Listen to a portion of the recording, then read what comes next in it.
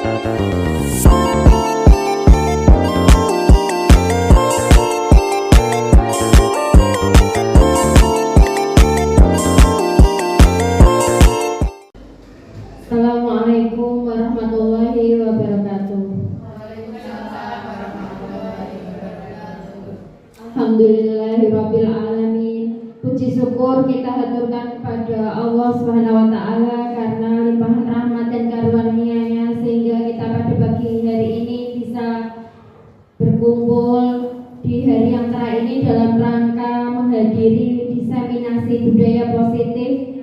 Mari kita sambut dengan hati yang bahagia dan siap memperoleh ilmu dan inspirasi baru dalam lingkungan yang penuh semangat ini. Salawat serta salam tak lupa kita panjatkan kepada junjungan kita Nabi Muhammad SAW yang kita tunggu syafaatnya di yaumul qiyamah. Yang terhormat Ibu Kepala Sekolah SD Angkatan Kidul 2, yang saya hormati Bapak Ibu Guru SD Angkatan Kidul 2. Di sini nanti saya akan memandu acara dari awal hingga akhir. Kami ucapkan terima kasih dan selamat datang kepada Bapak Ibu Guru dalam acara diseminasi budaya positif. Sebelum kita mulai acara ini, izinkan saya membacakan susunan acara.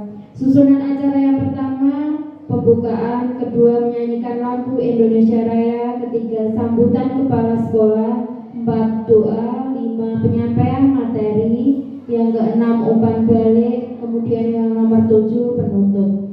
Sebelum kita memulai acara pada siang hari ini, marilah kita buka acara ini dengan bacaan suratul Fatihah.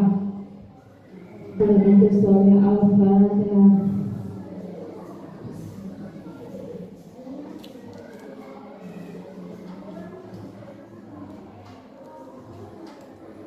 Acara yang kedua yaitu menyanyikan lagu Indonesia Raya.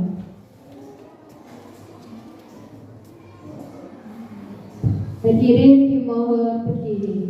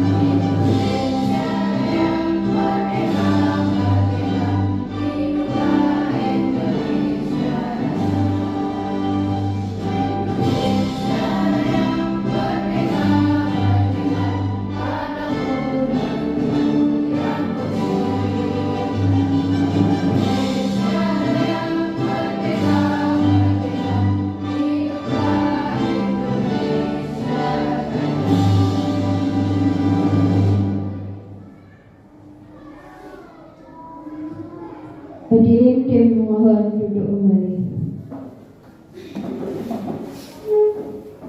Acara yang selanjutnya yaitu sambutan dari kepala sekolah yang akan diwakili oleh Ibu Nurhayat.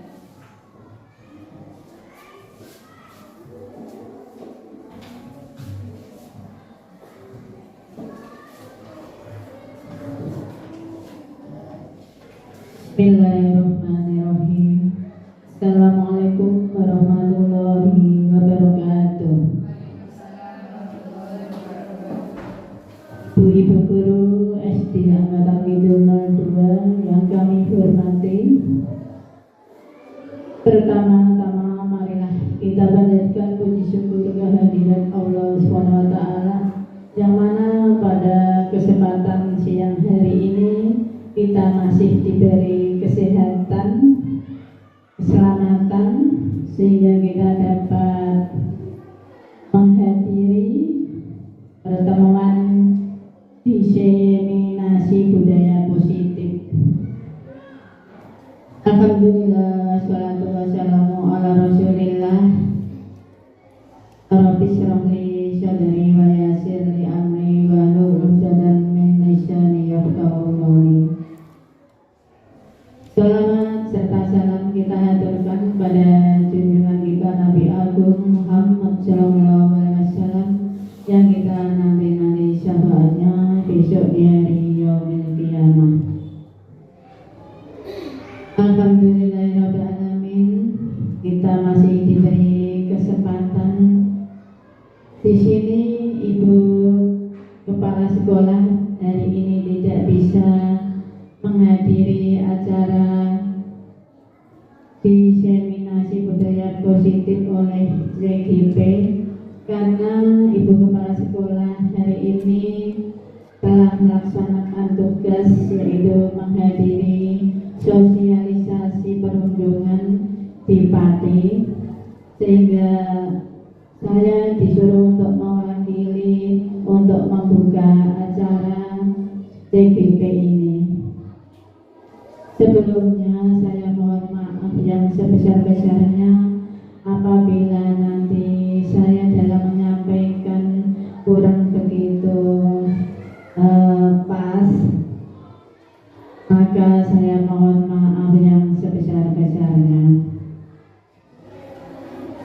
Diseminasi budaya positif yang akan dilakukan oleh JGP, yaitu yang akan dilaksanakan Ibu Umi Arifah. Di sini semoga nanti berjalan lancar, selamat, tertib, tidak ada halangan suatu apapun.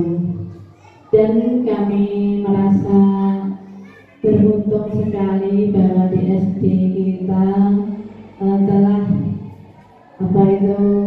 guru-gurunya telah banyak yang sudah JGP, yaitu Ibu Eri Susiana Dewi, Ibu Nafisatul Waliyah, Ibu Umi Arifah, dan sebentar lagi akan disusul Ibu Diah dan Ibu Siti Romelah.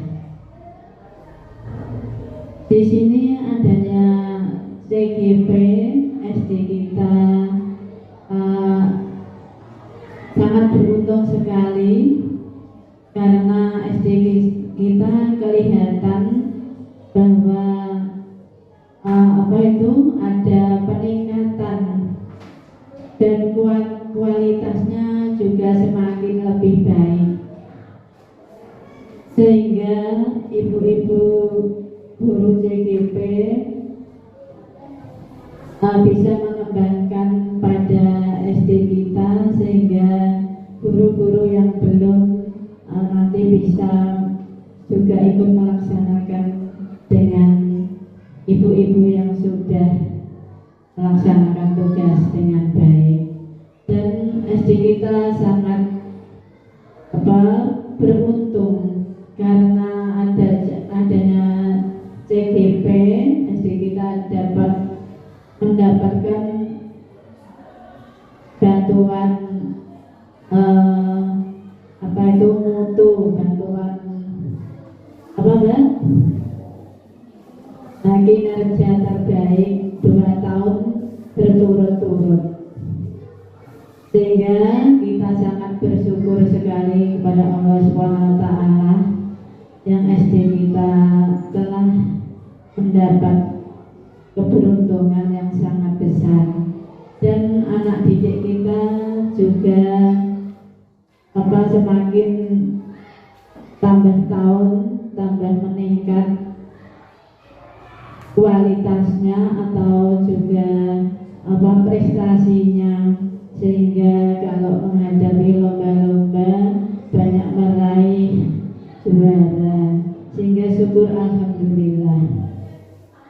Semoga Ibu Umi Arifah dalam melaksanakan diseminasi budaya positif diberi kelancaran, selamat, tidak ada halangan suatu apapun, dan nanti bisa lolos terus sampai akhir.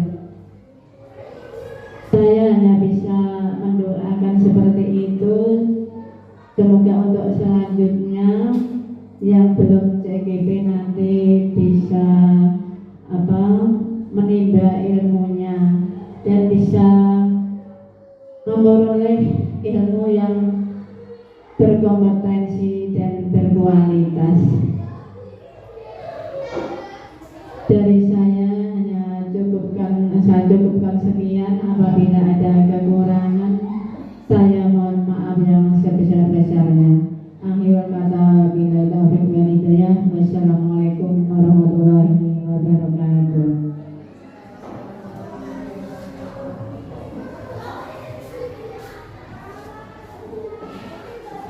Terima kasih atas sambutan yang telah diberikan oleh Bu Nur. Semoga sekolah ini semakin maju dan semoga sekolah ini semakin menjadi sekolah terbaik.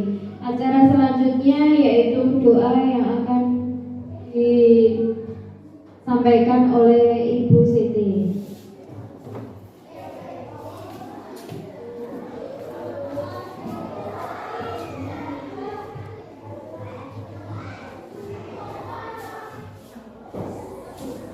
Assalamualaikum warahmatullahi wabarakatuh. A'udzu billahi minasyaitonir rajim. Bismillahirrahmanirrahim. Allahumma shalli ala sayyidina Muhammad wa ala ali sayyidina Muhammad. Ya Allah, Tuhan yang Maha Pengasih lagi Maha Penyayang, dalam suasana yang khusyuk ini dapat panjatkan puji dan syukur kehadiratmu, karena Engkau Maha Pengasih, Maha Kasih serta Maha Bijaksa.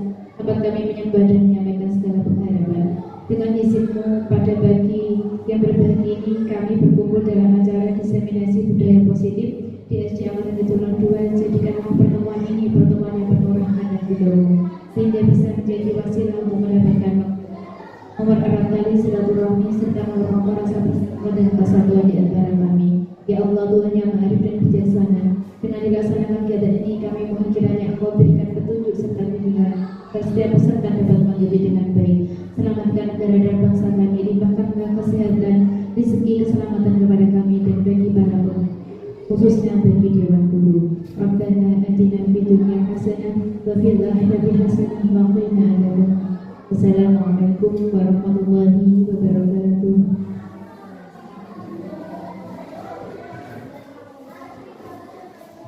Semoga dengan iringan doa tadi memberikan kemudahan, kelancaran pada acara kita pada pagi hari ini. Acara selanjutnya yaitu penyampaian materi yang akan dipaparkan oleh Ibu Siti Umi Arifah. Pada beliau saya persilakan.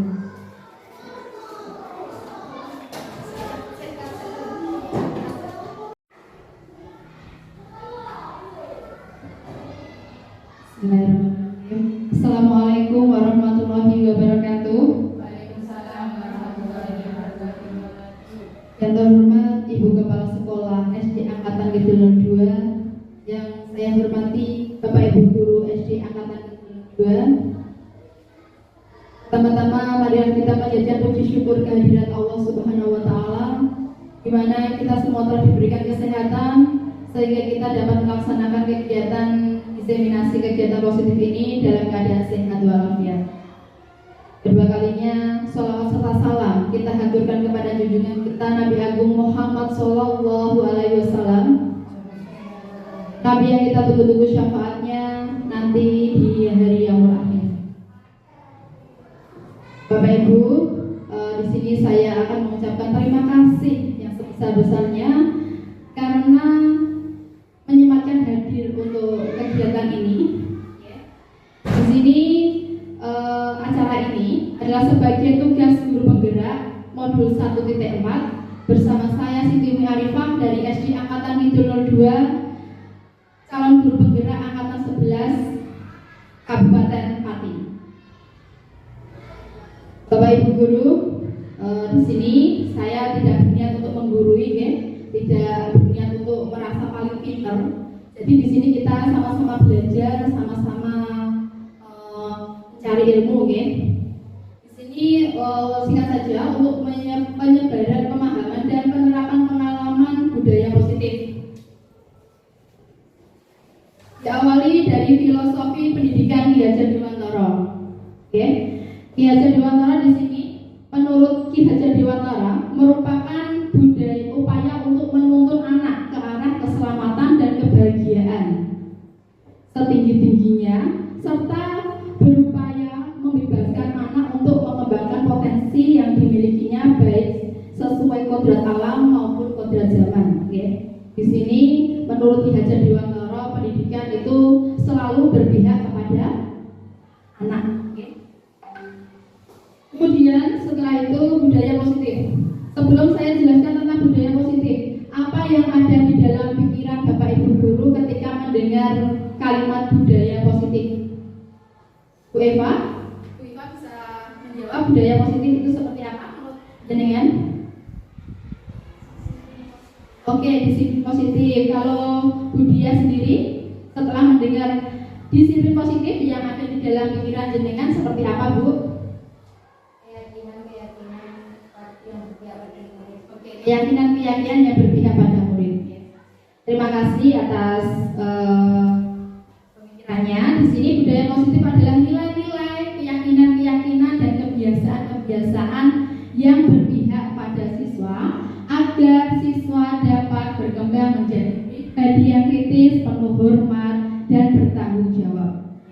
Salah satu unsur utama dari budaya positif di sini adalah disiplin positif. Sebagai salah satu wadah penciptaan budaya positif yang menghubungkan erat dengan tercapainya tujuan pendidikan sesuai dengan filosofi Ki Hajar Dewantara. Nah, di sini untuk konsep inti budaya positif ada beberapa. Yang pertama, perubahan paradigma belajar. Itu yang pertama. Yang kedua, disiplin positif. Selanjutnya, nilai-nilai kebajikan. Selanjutnya, kebutuhan dasar manusia. Kemudian, motivasi perilaku manusia. Kemudian, posisi kontrol guru, keyakinan kelas, dan kegiatan restitusi.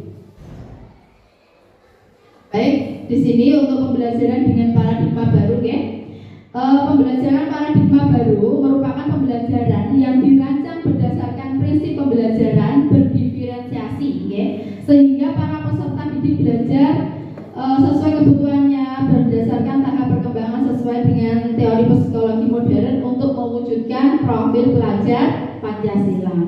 Pembelajaran berdiferensiasi itu apa sih?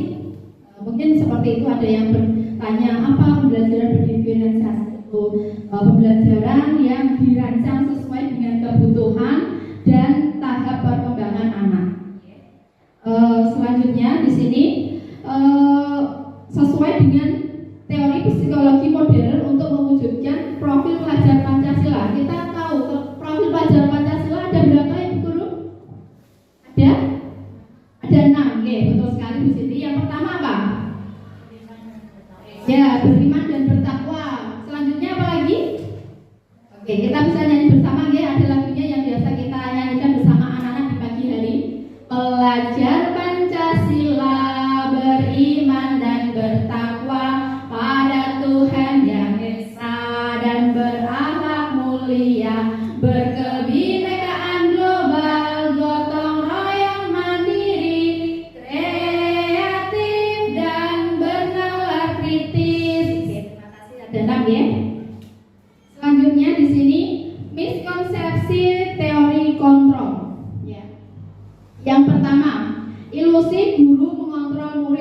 ya. Sebetulnya kita sebagai guru itu tidak dapat mengontrol murid. Jika ia tidak mau, harus ada dorongan sendiri dari diri murid. Jadi misalkan seperti ini, ada anak yang melakukan kesalahan, kemudian kita ingatkan, kita beri suatu wejangan ataupun nasihat. Kalaupun itu bukan yang lahir dalam diri anak itu sendiri, kemungkinan anak itu bisa berubah, tetapi karena apa? Karena rasa takut ataupun rasa takut untuk dihukum ataupun dia melakukan kebaikan hanya untuk terhindar dari suatu masalah. Selanjutnya, ilusi bahwa semua penguatan positif, efektif dan manfaat ya. Di sini semisal bujukan atau nasihat-nasihat jika terlalu dalam ya. Misalkan kita memberikan nasihat atau bujukan yang terlalu dalam kepada siswa, bisa menjadi ketergantungan ataupun tidak mandiri dalam mengontrol dirinya. Nanti siswa itu akan tidak dapat mengontrol diri sendiri dan akan merasa tergantung kepada orang lain. Seperti itu. Untuk yang ketiga, ilusi bahwa kritik membuat rasa bersalah mampu menguatkan karakter.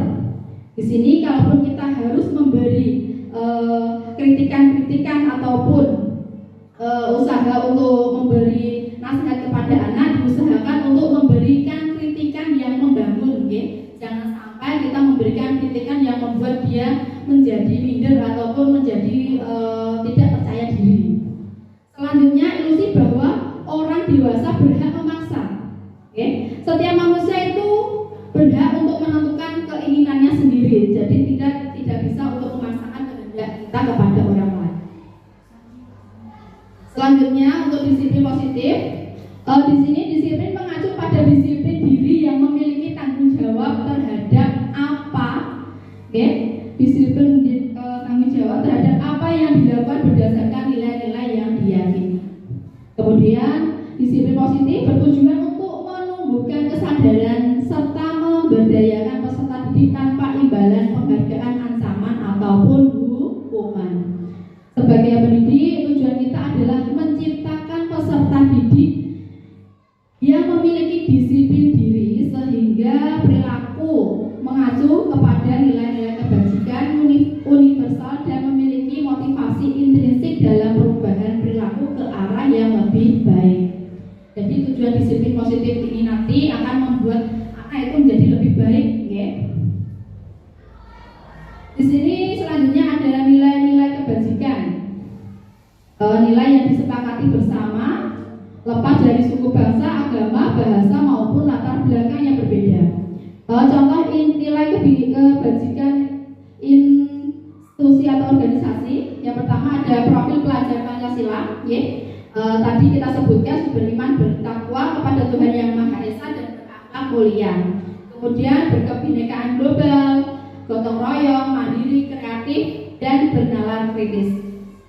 Untuk ibu primary youth program atau PYP, toleransi, rasa hormat, integritas, mandiri, menghargai, antusias, empati, keingintahuan, kreativitas, kerjasama, percaya diri, dan komitmen. Selanjutnya untuk keterampilan hidup atau life skill, ya. Di sini dapat dipercaya, lurus hati, pendengar yang aktif, tidak merendahkan orang lain dan memberikan yang terbaik dari diri. Di sini ada kebutuhan dasar manusia. Kebutuhan dasar manusia itu apa sih? Kebutuhan dasar manusia itu adalah kebutuhan yang ada pada diri manusia, ya. Segala sesuatu yang kita lakukan untuk mendapatkan apa yang kita inginkan itu memiliki tujuan tertentu, dan semua usaha terbaik yang kita lakukan adalah dalam rangka agar kebutuhan dasar kita dapat terpenuhi dengan baik. Di sini pada manusia ada 5 kebutuhan dasar, ya. Yang pertama apa? Bertahan hidup. Untuk bertahan hidup ini contohnya seperti apa? Makan, pakaian, tempat tinggal, itu kita butuh dalam kehidupan sehari-hari, ya. Kemudian keamanan dan kesehatan. Yang kedua adalah kebutuhan dasar manusia, kasih sayang dan rasa diterima, ya. Contohnya merasa diterima, dipedulikan, berbagi, kerjasama, menjadi bagian dari kelompok. Yang ketiga, tentang penguasaan. Dalam penguasaan ini contohnya harga diri, keinginan untuk dianggap, memimpin, berprestasi, diakui, dan didengar. Selanjutnya ada kebebasan ya. Kebebasan di sini contohnya mandiri, memiliki pilihan, mencoba hal baru, mampu mengendalikan arah dirinya. Selanjutnya kesenangan di sini contohnya bisa bermain humor, antusiasme ataupun tertawa. Jadi kesenangan contohnya banyak, misalkan dalam kehidupan sehari-hari kita di sekolah ya, kita bisa sesama teman bisa saling humor ataupun saling bercanda, seperti itu akan membuat kesenangan dalam hati kita. Di sini selanjutnya motivasi perilaku manusia. Motivasi perilaku manusia ini bisa dari dalam maupun dari luar. Untuk motivasi yang dari dalam, yang pertama untuk menghindari hukuman ketidaknyamanan. Seperti murid tadi ketika melakukan kesalahan ya, kita berikan nasihat dan dia mau melakukan yang lebih baik lagi. Mungkin di dalam hatinya itu hanya untuk menghindari hukuman atau ketidaknyamanan sehingga dia tidak melakukan kesalahan lagi. Itu bisa motivasi dari luar ya. Dan selanjutnya untuk mendapatkan imbalan atau penghargaan dari orang lain. Misalkan ada seorang peserta didik yang mendapatkan prestasi ataupun nilai yang terbaik, kemudian kita memberikan reward ataupun hadiah seperti itu pun termasuk motivasi dari luar. Kemudian untuk motivasi dari dalam di sini untuk menjadi orang yang mereka inginkan dan menghargai diri sendiri dengan nilai yang mereka percayai. Jadi motivasi ini timbul dari dalam diri si anak itu sendiri. Oh, saya ingin menjadi orang yang lebih baik lagi, seperti itu. Jadi dia berperilaku yang lebih baik. Kemudian di sini ada hukuman, konsekuensi, dan restitusi. Bapak Ibu, kita ketahui bahwa hukuman itu berbeda dengan konsekuensi ya. Untuk hukuman itu tidak terencana atau tiba-tiba. Nah, contohnya seperti ini. Ada siswa yang datang terlambat ataupun siswa yang tidak memakai atribut. Itu disengaja apa tidak disengaja? Tidak disengaja. Nah, itu merupakan kemudian anak itu dihukum. Dia kan tidak tahu hukuman apa yang akan dia terima nanti. Entah dia nanti akan berkeliling lapangan ataupun dia membersihkan kamar mandi, seperti itu kan tidak terencana ya. Selanjutnya murid tidak tahu apa yang akan terjadi atau dilibatkan. Yang satu kemudian bersifat satu arah, selanjutnya berupa hukuman fisik atau psikis. Untuk konsekuensi di sini sifatnya terencana atau disepakati sesuai aturan. Kemudian murid tetap dibuat tidak nyaman. Sikap guru selalu memonitor murid. Jadi misalkan seperti ini. Ada anak yang melakukan kesalahan saat kegiatan olahraga. Kemudian anak tersebut diberikan konsekuensi untuk berlari di mengelilingi lapangan. Jadi di situ untuk hukuman dan konsekuensi yang diterima oleh murid itu terlibat dengan kegiatan yang dia lakukan, yaitu pada saat kegiatan olahraga.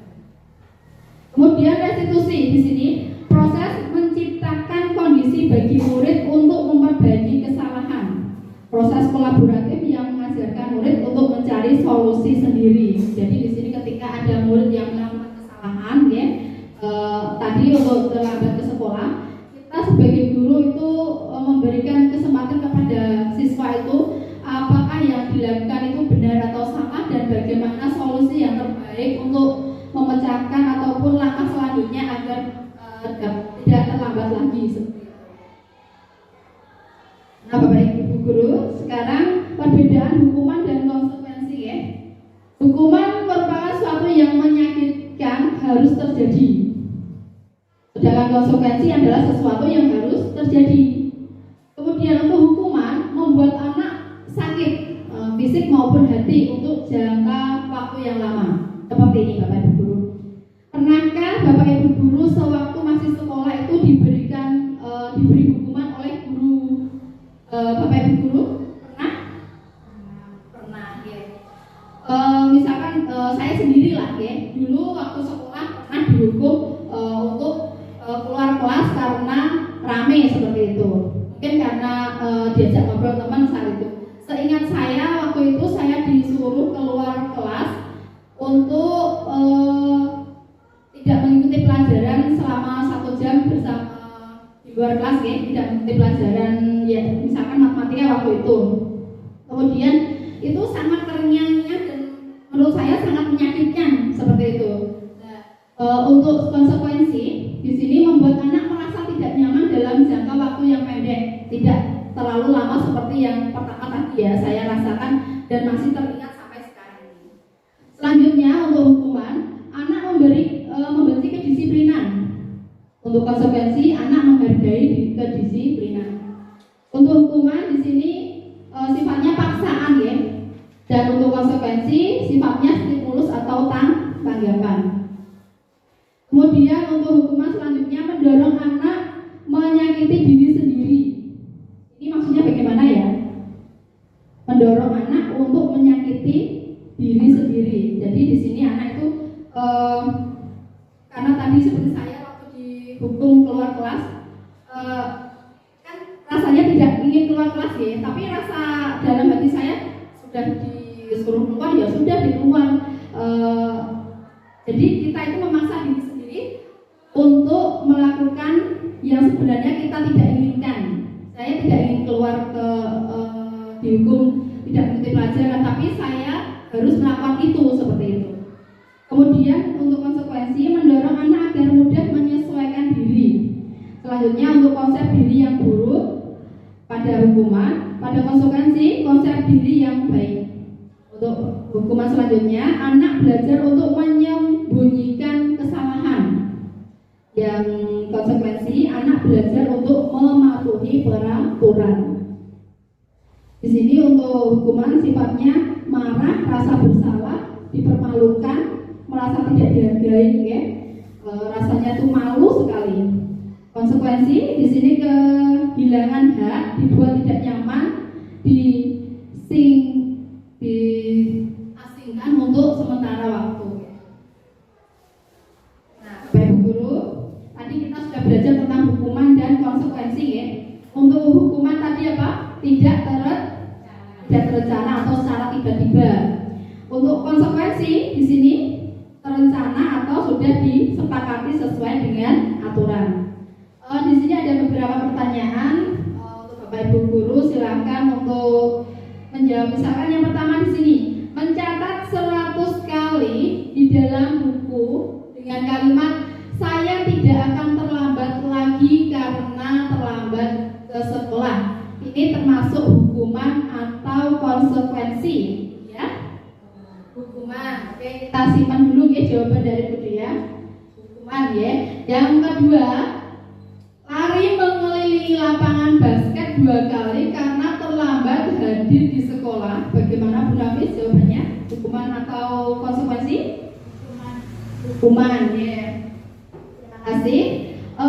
Selanjutnya disimpan dulu ya. Murid diminta untuk push up 15 kali karena tidak menggunakan masker ke sekolah. Bagaimana Bu Eri? Hukuman atau konsekuensi? Hukuman ya. Selanjutnya, menggantikan kertas tugas teman yang telah dicoret-coret. Bagaimana Bu Siti? Hukuman atau konsekuensi? Konsekuensi ya, kita simpan dulu. Selanjutnya, membersihkan tumpahan air di meja tulis karena tersenggol pada saat belajar. Bagaimana Bu Fira? Konsekuensi kita simpan dulu ya. Meminta murid tidak mengenakan sepatu seharian di sekolah karena tidak mengenakan sepatu hitam. Jadi ini ada siswa yang tidak memakai sepatu karena sepatu yang dipakai itu tidak warna hitam. Bagaimana? Konsekuensi atau hukuman? Hukuman. Kita simpan dulu. Selanjutnya, lari mengelilingi lapangan basket 2 kali karena terlambat 10 menit untuk pelajaran PJOK. Hukuman apa konsekuensi? Konsekuensi kita lihat dulu. Terima kasih. Di sini untuk jawaban tadi yang pertama termasuk hukuman ya, benar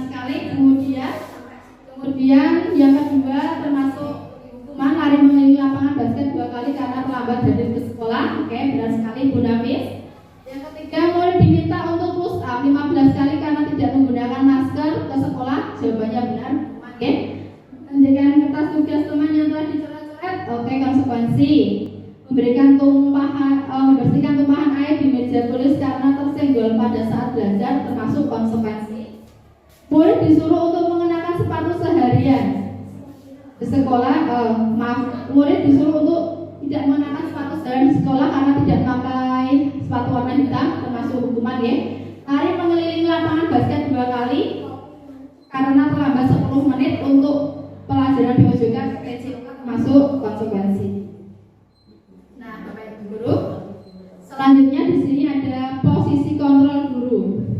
Posisi kontrol guru adalah posisi yang kita seorang guru ya untuk memberikan hukuman ataupun sebagai penghukum atau sebagai merasa bersalah kepada siswa. Di sini ada beberapa. Yang pertama penghukum, yang kedua pembuat merasa bersalah, yang ketiga sebagai teman. Jadi guru di sini bisa menganggap siswa itu sebagai teman. Selanjutnya pemantau, dan yang kelima adalah manajer. Jadi guru bisa menjadikan dirinya sebagai manajer. Di sini contoh penerapan 5 posisi kontrol guru. Di sini ada kasus siswa tidak memakai atribut lengkap saat upacara bendera. Pada saat upacara bendera biasanya kan ada anak yang tidak memakai topi ataupun anak tidak memakai ikat pinggang ataupun tidak memakai dasi. Okay? Nah di sini ada kata-kata seperti ini. Hormat kepada bendera selama 1 jam. Itu posisi kontrol guru kita. Kita itu sebagai apa? Penghukum. Yeah. Di sini selanjutnya ada lagi. Berapa kali Bapak dan Ibu harus memberitahu kamu selalu saja mengecewakan Bapak Ibu. Ini membuat merasa bersalah. Kemudian ada lagi. Ayo dong ikuti aturan sekolah. Tolong bantu Ibu. Ya, sekali ini saja ya, sudah tidak apa-apa. Lain kali jangan sampai berbuat seperti ini lagi. Ini termasuk posisi kontrol guru sebagai apa? Sebagai teman. Selanjutnya lagi, kamu sudah melanggar peraturan sekolah. Kamu tahu konsekuensinya? Setelah upacara, kamu beli atributnya ke koperasi dan jangan diulangi lagi. Ini termasuk apa? Guru sebagai pemantau. Kemudian di sini ada guru yang sebagai manajer. Untuk kalimatnya seperti ini Bapak Ibu. Apakah kamu tahu kesalahan kamu? Kira-kira bagaimana kamu memperbaiki kesalahan kamu? Nah, ini termasuk guru sebagai manajer. Di sini ada contoh, okay? Coba Bapak Ibu pilih apakah ini guru sebagai penghukum atau pembuat merasa bersalah, atau guru sebagai teman, atau guru sebagai pemantau, atau guru sebagai manajer. Saya kecewa sekali dengan kamu. Ini termasuk posisi kontrol guru sebagai apa? Apakah penghukum? Apakah pembuat merasa bersalah? Apakah teman atau pemantau atau manajer? Pembuat rasa bersalah. Coba kita cek bersama ya. Nah, betul sekali. Selanjutnya lagi ada posisi kontrol seorang guru seperti ini. Apa rencanamu untuk menyelesaikan masalah ini? Jadi di sini termasuk guru itu sebagai penghukum atau pembuat merasa bersalah, atau sebagai teman, atau sebagai pemantau, atau sebagai manajer. Sebagai manajer Bu Siti, kita cek bersama. Betul sekali Bu Siti, terima kasih. Nah, di sini ada lagi untuk posisi kontrol, kamu tidak pernah benar melakukannya. Kira atau benar melakukan ini, ya seperti itu. Itu termasuk hukuman, penghukum atau pembuat merasa bersalah, atau teman, atau pemantau, atau manajer. Penghukum, oke, kita lihat. Iya, benar sekali. Nah, ada lagi. Ayo lakukanlah demi Bapak Ibu. Ini termasuk penghukum, pembuat merasa bersalah, teman, pemantau, atau manajer. Ini sebagai kita lihat dulu ya. Ya, benar sekali Bu Nafis. Ada lagi di sini posisi kontrol apa nih? Kamu tidak pernah mendapatkan nilai jika tidak mengerjakan tugas. Ini apa? Penghukum atau pembuat merasa bersalah, atau teman, atau pemantau, atau manajer? Pemantau, coba kita cek ya. Iya, benar sekali. Tepuk tangan untuk kita semua. Mungkin siang ya, rasanya ngantuk, terus capek. Iya. Masih semangat Bapak Ibu? Semangat? Semangat? Semangat. Oke. Di sini saya mohon untuk Bapak Ibu berdiri sebentar ya. Kita akan melaksanakan ice breaking. Oke. Saya mohon untuk semuanya berdiri. Di sini kita akan melaksanakan ice breaking ya. Kita ikuti gerakan yang ada di depan ini. Sudah siap Bapak Ibu? Sudah siap? 1, 2, 3.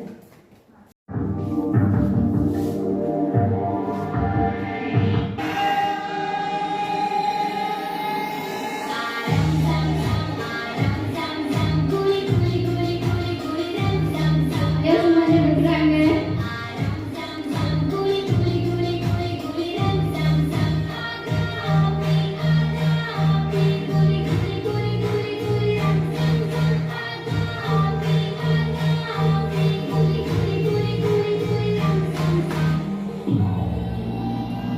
Cepat ya Ibu.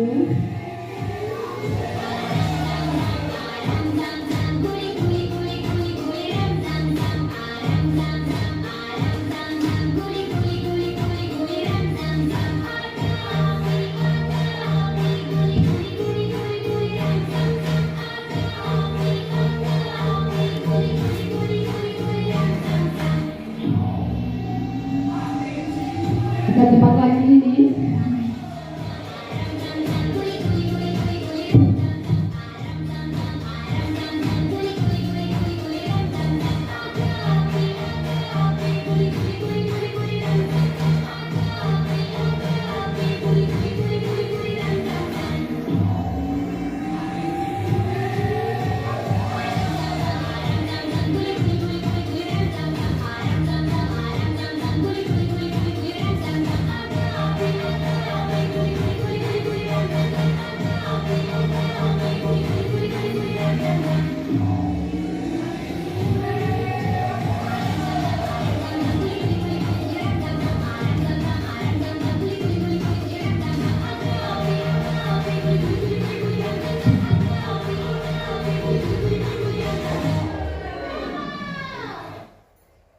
Terima kasih. Tepuk tangan untuk kita semua.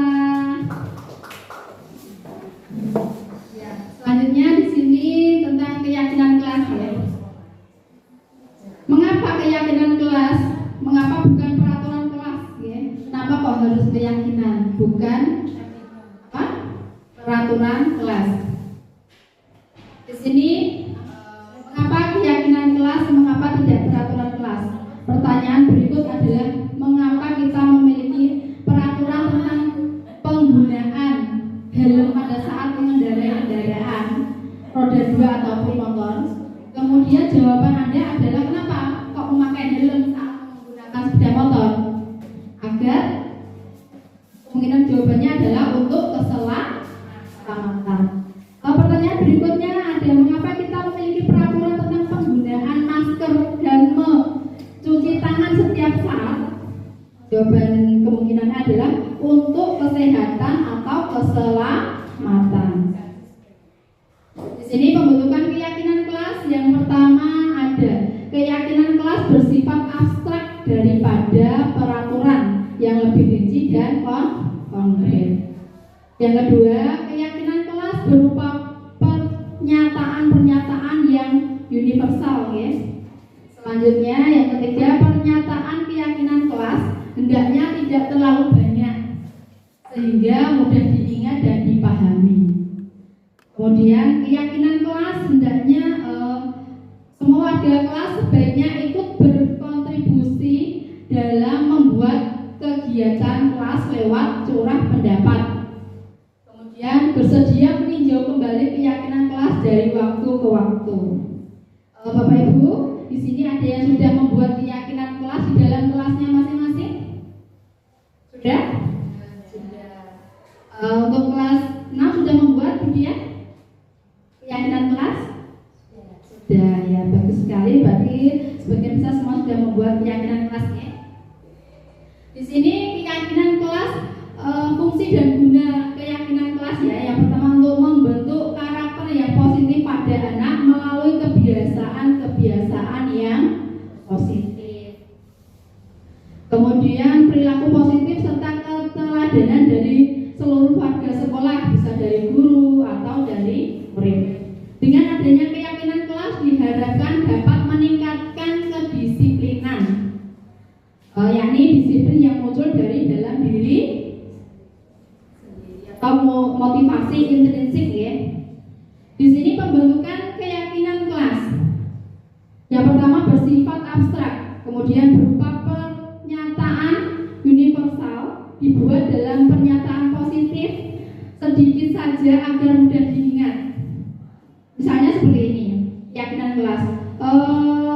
Anak itu berpendapat bahwa jangan membuang sampah sembarangan, ya.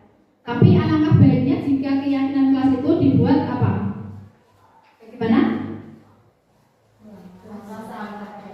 Buatlah sampah pada tempatnya, bisa. Atau kebersihan. Selanjutnya bisa sesuai dengan kondisi kelas dan sekolah sehingga mudah diterapkan. Kemudian dilibatkan saat membuat keyakinan kelas semua warga kelas atau sekolah. Di sini untuk cara pembentuk keyakinan kelas, yang pertama bisa pembuatan keyakinan kelas melibatkan semua warga kelas. Yang kedua, keyakinan kelas hendaknya tidak terlalu banyak sehingga mudah untuk diingat dan dipahami oleh semua warga kelas. Untuk tadi keyakinan kelas yang sudah dibuat di kelas 1 kemarin sudah dibuat tentang keyakinan kelas.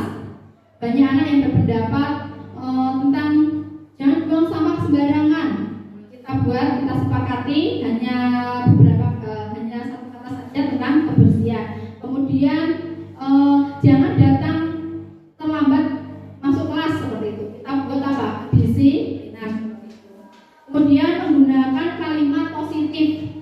Dan yang keempat di sini keyakinan kelas sebaiknya sesuatu yang yang dapat diterapkan di lingkungan tersebut. Di lingkungan kelas ya maksudnya. Di sini yang kelima perlu adanya tinjauan kembali keyakinan kelas dari waktu ke waktu agar tetap relevan. Untuk langkah-langkah diskusi membuat keyakinan kelas di sini ya, kita bisa membuka ruang diskusi. Kemudian kita bisa mencatat atau meninjau kegiatan diskusi itu. Kemudian peserta didik bisa membuat pernyataan keyakinan. Kemudian kita semua merumuskan keyakinan. Kemudian setelah kita sepakati tentang keyakinan itu, seluruh siswa bisa menandatangani bahwa anak-anak atau warga kelas itu setuju dengan keyakinan yang sudah dibuat. Selanjutnya, untuk dokumentasi membuat keyakinan kelas di sini kemarin membuat keyakinan kelas ya, guru membuka kegiatan dan mengucapkan salam. Kemudian di sini siswa menuliskan ide tentang keyakinan kelas yang diyakininya. Untuk keyakinan kelas kemarin itu setiap anak memiliki ide-ide yang berbeda. Kemudian kita buat banyak ide itu menjadi ide yang lebih mengikat ide itu ya, menjadi yang lebih baik seperti itu.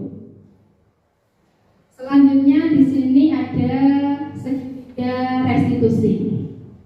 Bapak Ibu tahu segitiga restitusi di sini suatu proses dialog yang dijalankan oleh guru agar dapat menghasilkan murid yang mandiri dan bertanggung jawab. Ketika ada siswa yang melakukan kesalahan, ya, di sini kita tidak memberikan hukuman, akan tetapi kita gunakan segitiga restitusi.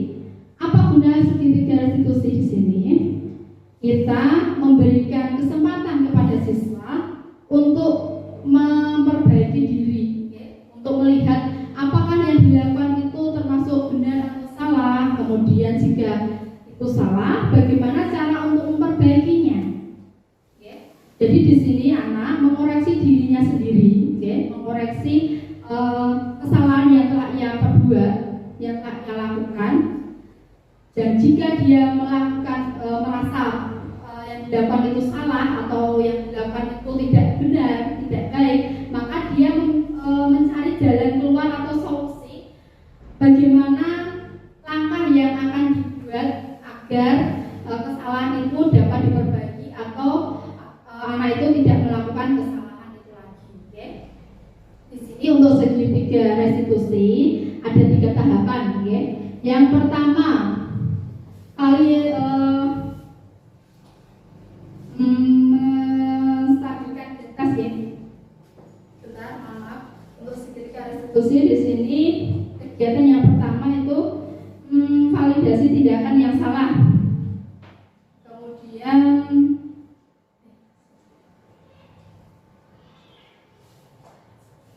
untuk segitiga restitusi di sini kegiatannya ada 3 tahap. Yang pertama menstabilkan identitas. Kemudian selanjutnya validasi tindakan yang salah. Dan yang terakhir adalah menanyakan keyakinan. Untuk tahapan segitiga restitusi ini, yang pertama kan tadi menstabilkan identitas. Nah, di sini berdasarkan prinsip membuat kesalahan adalah bagian dari proses pembelajaran. Ini adalah menstabilkan identitas. Untuk menstabilkan identitas ini sendiri, kita bisa memberikan kepada anak suatu pernyataan, membuat salah itu wajar. Tidak ada manusia yang sempurna. Kemudian Bapak Ibu juga pernah melakukan itu. Bapak Ibu tidak mau mencari siapa yang salah, tetapi Bapak Ibu ingin mencari solusi dari permasalahan ini. Kamu berhak merasa seperti itu. Di sini ketika anak melakukan kesalahan, kita tidak harus menghukumnya atau memvonisnya kamu harus gini. Tapi kita menstabilkan dulu kepada si anak ini. Kalau dia sudah mengakui bahwa dia itu salah, oke. Semua orang pasti pernah melakukan kesalahan, dan Bapak Ibu guru juga pernah melakukan kesalahan seperti itu. Agar si anak ini bagaimana perasaannya? Lebih benar. Selanjutnya untuk kegiatan validasi tindakan yang salah. Berdasarkan prinsip setiap perilaku ini berupaya memenuhi kebutuhan tertentu. Di sini Bapak Ibu bisa memberikan pertanyaan kepada anak atau peserta didik yang melakukan kesalahan itu tadi. Yang pertama, kamu pasti punya alasan mengapa melakukan hal itu. Dia melakukan hal itu tidak serta-merta tidak ada alasannya, pasti ada alasannya. Kemudian yang kedua, padahal kamu bisa melakukan yang lebih buruk dari ini ya. Kemudian kamu patut bangga karena telah melindungi sesuatu yang penting buatmu. Kamu melakukannya karena mempertaruhkan sesuatu yang penting bagimu. Jadi di sini validasi tindakan yang salah itu Bapak Ibu memberikan apa pada anak? Memberikan alasan kenapa, menanyakan alasan kenapa si anak itu melakukan hal itu. Pasti di balik semua itu ada alasannya. Dan alasan anak untuk melakukan kesalahan itu pun berbeda-beda. Selanjutnya di sini adalah menanyakan keyakinan. Berdasarkan prinsip teori kontrol bahwa pada dasarnya kita termotivasi secara intrinsik termotivasi dari dalam. Di sini menanyakan keyakinan yang kita buat tadi kita buat di dalam kelas tadi. Yang pertama bisa menanyakan kepada siswa, apa keyakinan kelas kita, nilai-nilai apa yang telah disepakati bersama. Jadi dalam keyakinan itu ada nilai-nilai ataupun kesepakatan yang sudah kita buat bersama. Seperti apa gambaran sebuah kelas yang ideal menurut kamu? Kemudian kamu ingin menjadi orang yang seperti apa? Di sini Bapak Ibu guru memberikan kebebasan kepada anak untuk memilih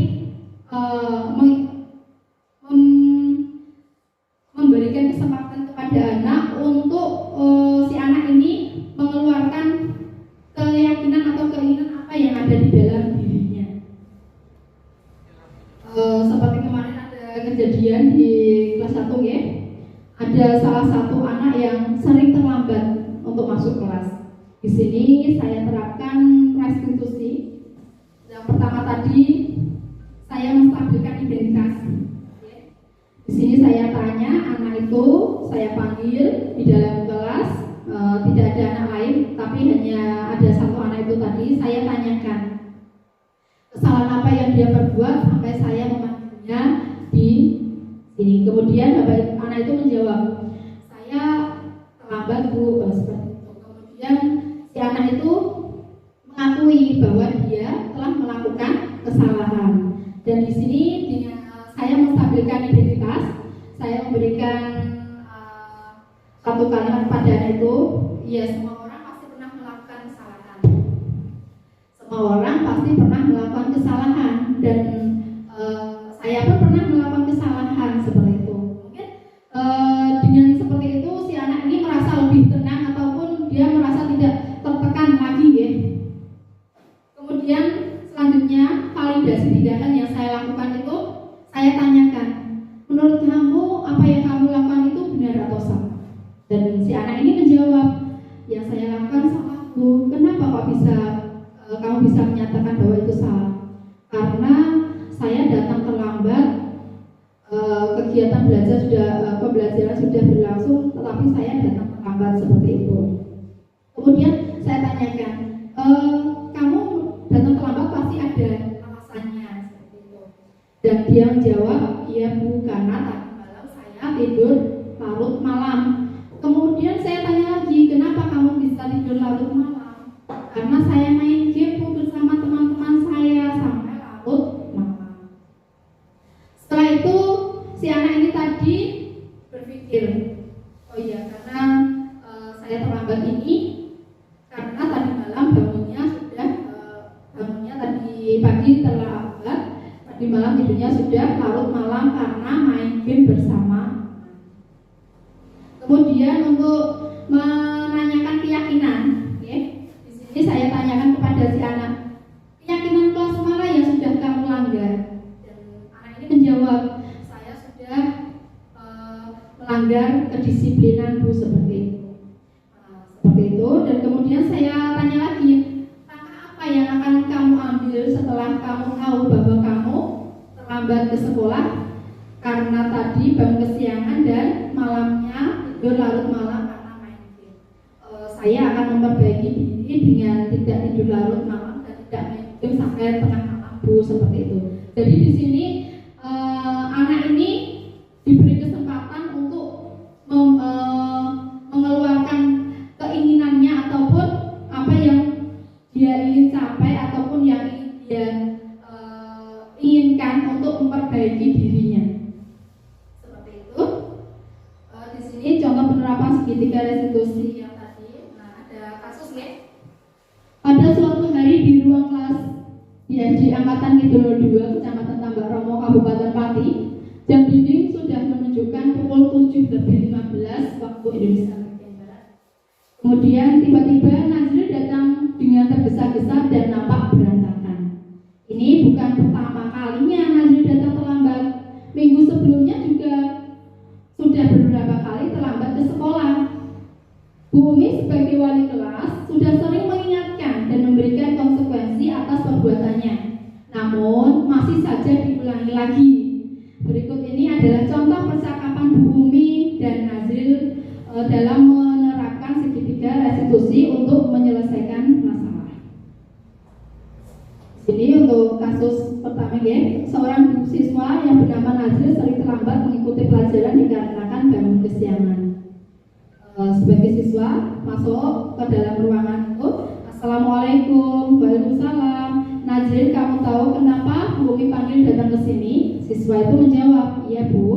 Guru menjawab lagi, bertanya lagi, kenapa? Karena sering terlambat datang ke sekolah. Kemudian Bu Guru itu bertanya lagi, lalu kenapa bisa sering datang terlambat ke sekolah? Siswa itu menjawab, karena sering main game dengan teman sampai larut malam dan bangun kesiangan. Untuk proses segitiga restitusi ini tadi sudah diterapkan. Yang pertama, menstabilkan identitas. Guru itu memberikan pertanyaan lagi. Baik, semua orang pasti pernah melakukan kesalahan. Apa kamu sadar apa yang kamu lakukan itu benar atau salah? Kemudian siswa tadi menjawab, salah Bu. Kemudian untuk penerapan segitiga restitusi yang kedua, validasi tindakan yang salah, ya. Guru itu bertanya lagi, kenapa kamu sering datang terlambat ke sekolah? Siswa itu menjawab, karena tidur larut malam dan bangun kesiangan. Ini untuk validasi tindakan yang salah. Kemudian kegiatan restitusi yang ketiga di sini ada menanyakan keyakinan, ya. Guru menanyakan lagi kepada siswa, apa kamu tahu keyakinan kelas mana yang sudah kamu langgar? Dan siswa itu menjawab, kehadiran Bu. Baik, selanjutnya apa yang akan kamu lakukan agar tidak datang terlambat ke sekolah? Siswa itu menjawab lagi, saya tidak akan main game lagi sampai larut malam dan bangun kesiangan. Guru itu menjawab bertanya lagi, bagus. Semoga dengan kesadaran yang kamu berbuat, kamu dapat mengambil hikmahnya. Jawab siswa itu, iya Bu. Kemudian guru itu menyuruh anak itu kembali ke kelas. Seperti itu.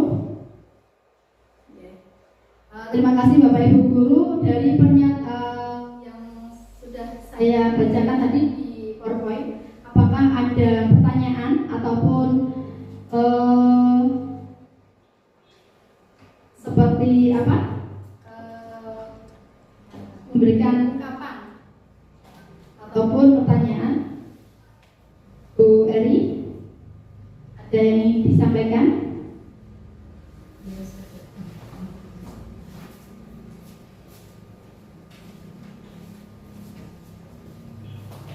Assalamualaikum warahmatullahi wabarakatuh.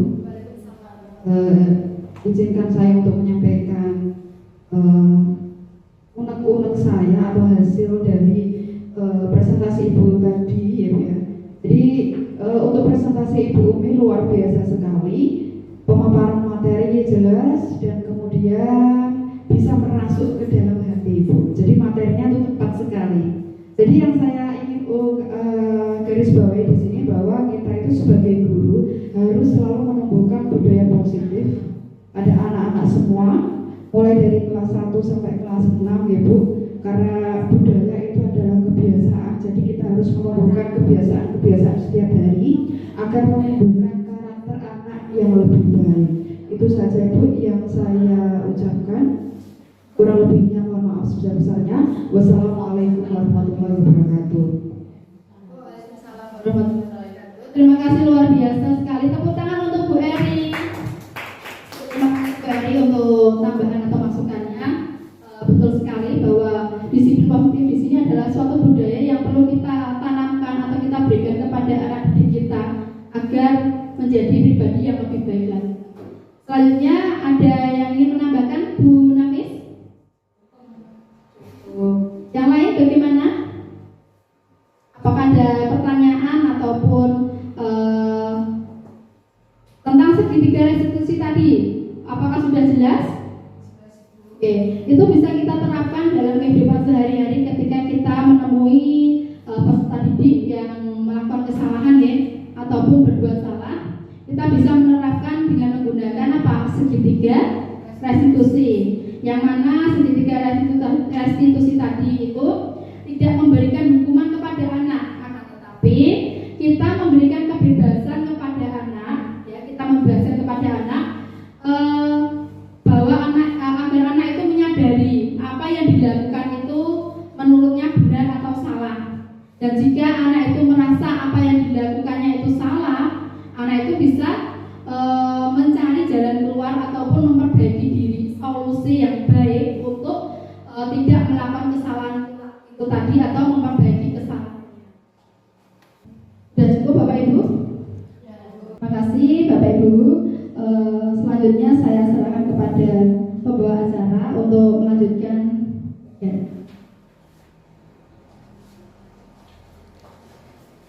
Itu tadi penyampaian materi dari Ibu Siti Umi Arifah mengenai budaya positif, yaitu keyakinan-keyakinan yang berpihak pada murid agar lebih kritis dan tanggung jawab dan menjadi pribadi yang lebih baik lagi. Terima kasih atas waktunya. Marilah kita tutup acara pada siang hari ini dengan bacaan Alhamdulillah bersama-sama. Cukup sekian, billahi taufiq wal hidayah. Assalamualaikum warahmatullahi wabarakatuh.